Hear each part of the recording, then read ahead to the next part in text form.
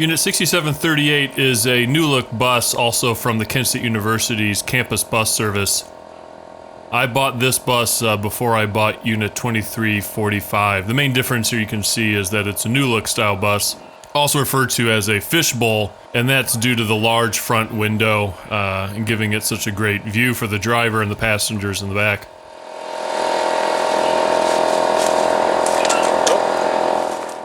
So I quickly learned as a bus owner the single most challenging aspect of owning a bus is having a place to store it.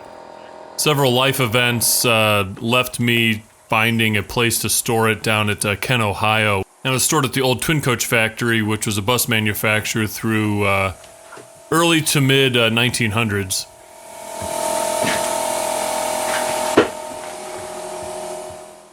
And at the end of 2011, I got a phone call from the owner of the property where my buses were stored, saying that I had about a month or so to remove them because he had sold the property and had to have the property cleared for the new owners. So that left me scrambling, trying to find a place to put them. So I was able to put in a gravel pad at my house that was big enough to put the two buses on. So in another video, I kind of go over rescuing Unit 23 from this storage. It took us 2 days, but we were able to get it started, and I was able to drive it home. Unit 67, on the other hand, proved to be quite difficult. We weren't able to get it started. We spent quite a bit of time trying different ways of getting the bus to start, but the electrical system was shot, and I decided just to focus the efforts on getting Unit 23 out of there. And then talking with a tow company just to try to tow the bus to my house. One of their drivers was nice enough to drive by my house, and he decided that, rightly so, that my driveway was too narrow for him to back the bus into our driveway. So that meant that I couldn't tow the bus to my house, despite having the parking for it. So at this time, I was kind of fed up dealing with the whole thing. I was darn close to just scrapping the whole bus and having someone come and take it away. But ultimately, I was able to find a home for it. So my friend Kevin, he was able to secure some storage for it out in the Youngstown area.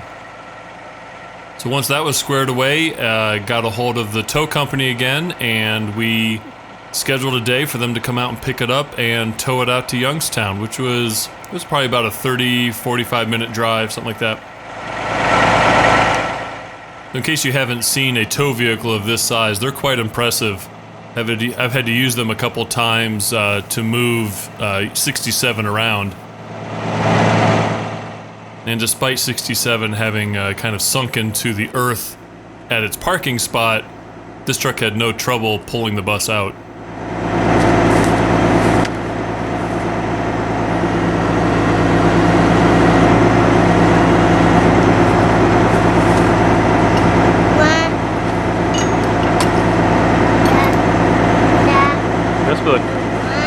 You want more?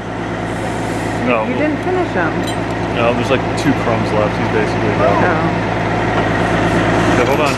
Oops. The guy that came down here in the service truck before, Yeah. he actually used to tow these.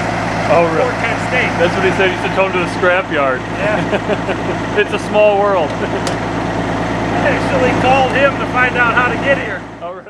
Being that this was late in the year, sunset came quite early, so by the time the bus was all hooked up, it was nighttime. And then we began the drive out east to drop off the bus at its new home. Give it a little look-see here. Looks good. You want me to stay here or go forward? I think go forward a little more. Give it a shot here.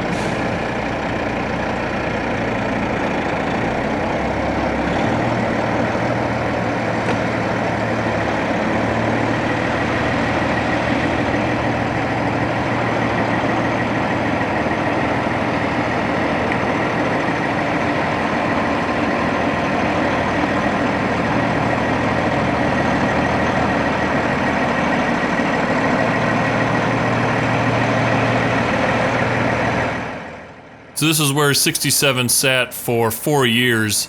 In the meantime, I eventually got around to widening the apron to my driveway with the anticipation of eventually having 67 towed to the house and backed in.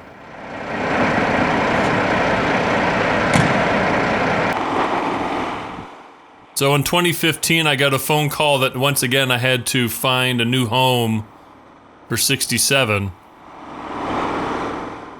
So at that point, again, the driveway was widened and I felt that I should be able to accommodate that. So I called the tow company again and they sent a driver over just to take a peek at my driveway to make sure it was wide enough for them to back in. And they decided that it was, which was good news.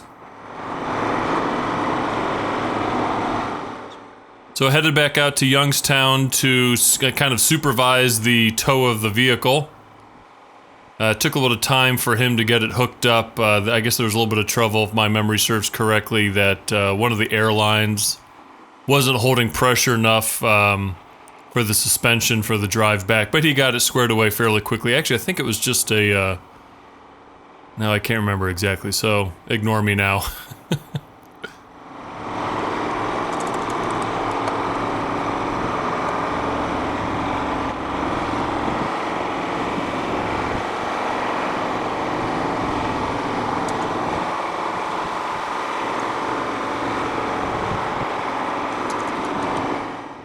So then once the bus was hooked up, it was another 35-45 minute drive back to our house, and the tow truck driver had no trouble backing Unit 67 into our driveway.